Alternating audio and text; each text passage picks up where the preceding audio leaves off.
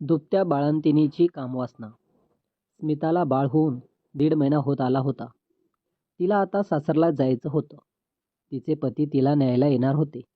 पण अचानक तिच्या नवऱ्याला धंद्याच्या खरेदीसाठी दिल्लीला जावं लागलं.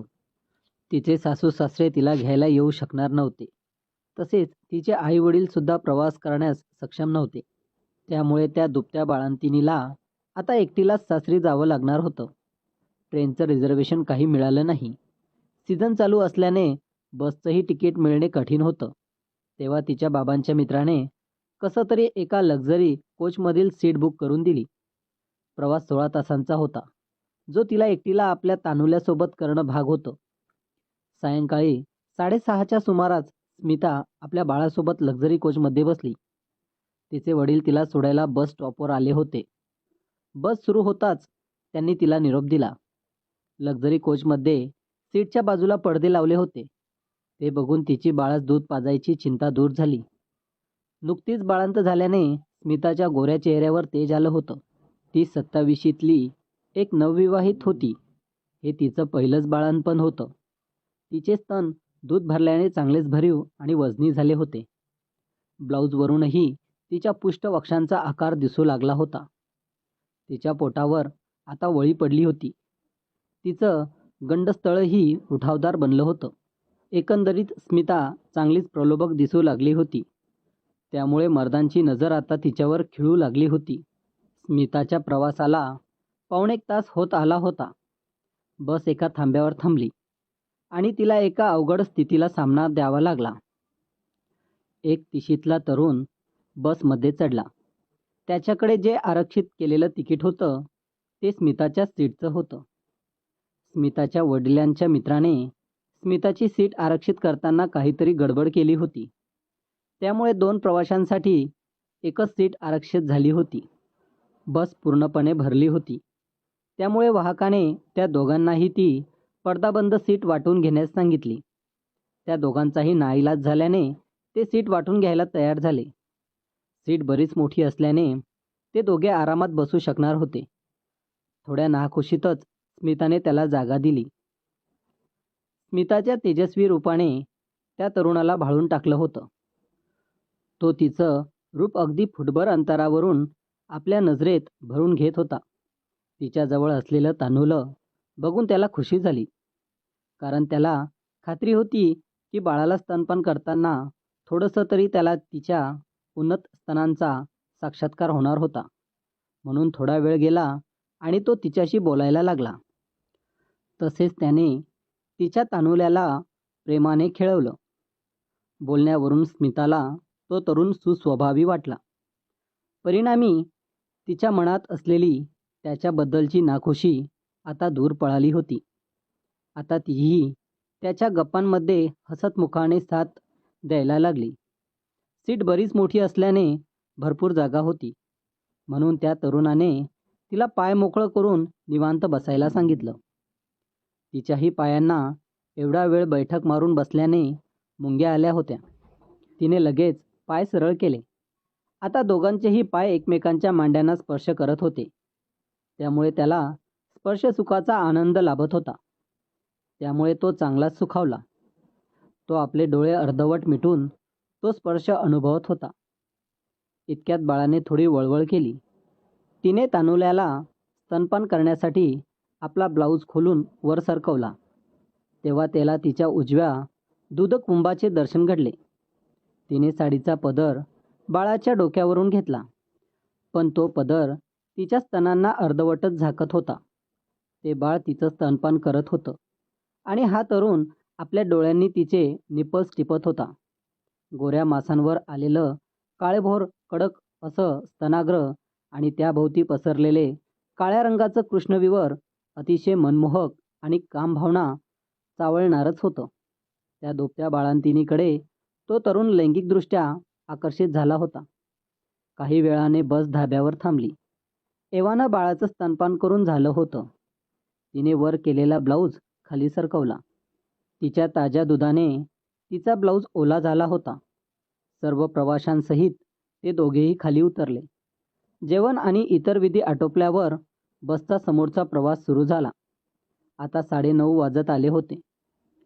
स्मिता आता निद्रिस्त होऊ पाहत होती. काही वेळातच ती गाढ झोपी गेली.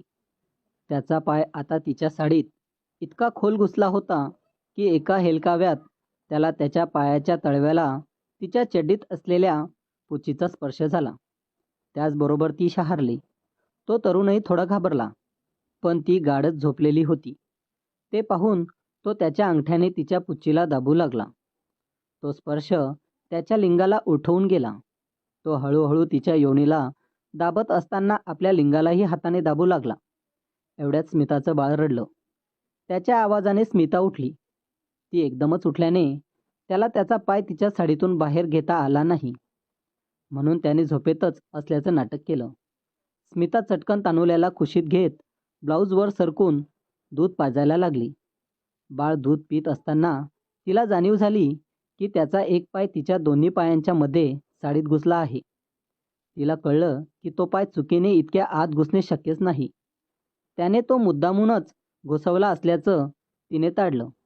परंतु बाळ कुशीत असल्याने तिला त्याचा पाय बाहेर काढता आला नाही. ती बाळाचं दूध पिऊन व्हायची वाट बघायला लागली. पण वाट बघता बघता तिला परत कधी झोप लागली समजलंच नाही. बाळ दूध पिऊन झोपी गेलं होतं. तिने बाळाच्या अंगावरून घेतलेला पदर खाली सरकला होता. त्यामुळे तिचा उजवा स्तन उघडा पडला होता. बराच वेळ होऊनही तिने काही हालचाल केली नाही. हे बघून त्याने हळूच आपले डोळे उघडले. त्यानंतर त्याला जे दृश्य दिसलं ते बघून तो स्तब्ध झाला. स्मिताच्या साडीचा पदर तिच्या उरोजांवरून पूर्णपणे खाली घसरला होता. तिचा उजवा स्तन पूर्ण उघडा पडला होता.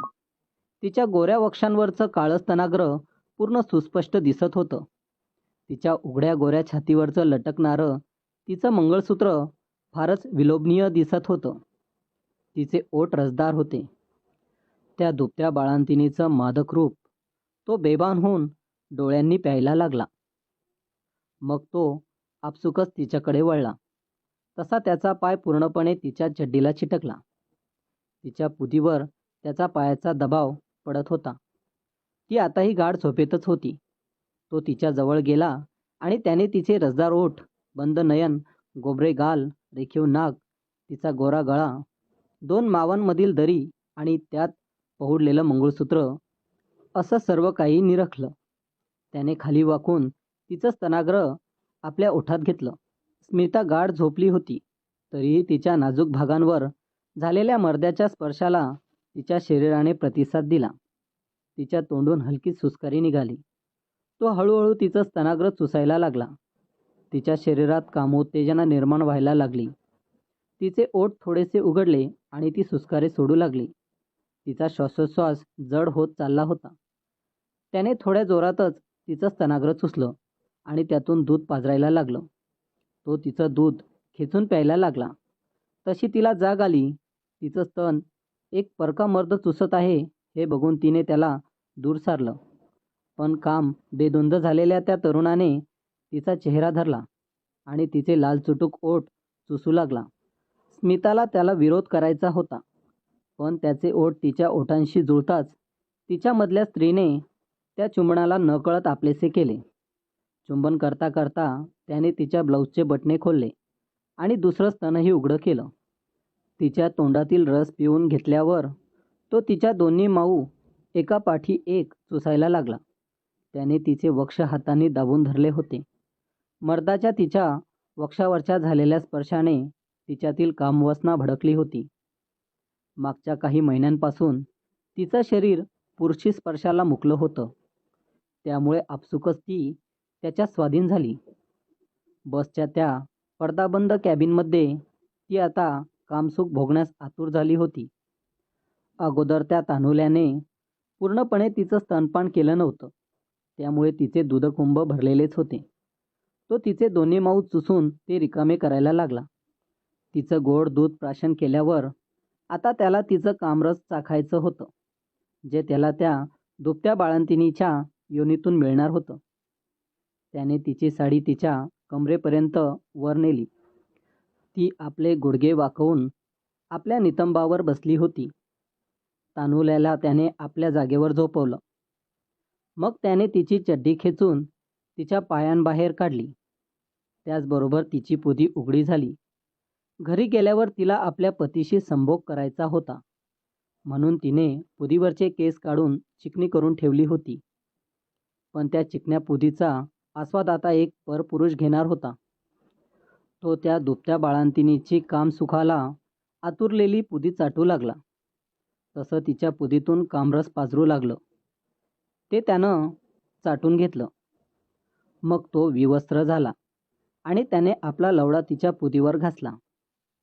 गर्भार झाल्यापासून एवढ्या महिन्यानंतर पहिल्यांदाच त्या दुभत्या बाळंतिणीच्या पुदीवर एका लंडाचा स्पर्श होत होता, व तोही एका परक्या मर्दाचा. त्या स्पर्शाने ती फार कामोत्तेजित झाली.